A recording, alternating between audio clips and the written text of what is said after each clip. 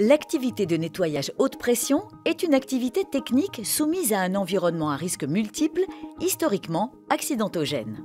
L'évolution récente et rapide du métier a amené les professionnels à compléter ce cadre par l'adoption de standards communs.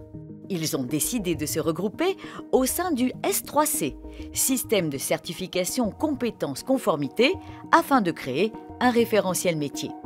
Celui-ci définit des règles de certification, du matériel et de l'outillage, des modes opératoires et des processus de validation des compétences des utilisateurs.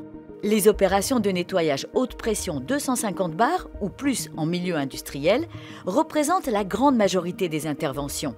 Environ 2000 salariés et 10 entreprises d'envergure nationale travaillent dans ce secteur. Afin d'organiser une analyse de risque conjointe, il faut au préalable planifier une visite de chantier, fournir un plan d'équipement, donner les caractéristiques des produits présents, examiner les retours d'expérience faits sur les opérations précédentes et définir la gestion des effluents et l'accès à l'eau.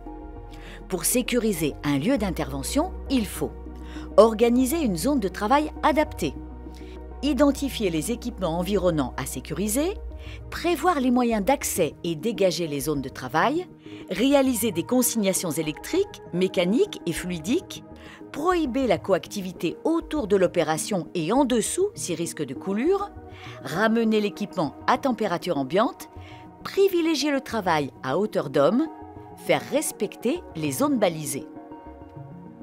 Le port des EPI est également un point à ne pas négliger.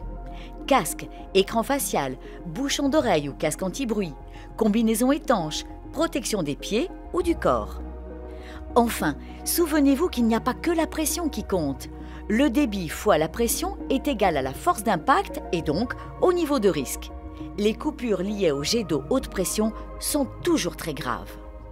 Les plaies infectées sont très courantes dans ce type d'activité.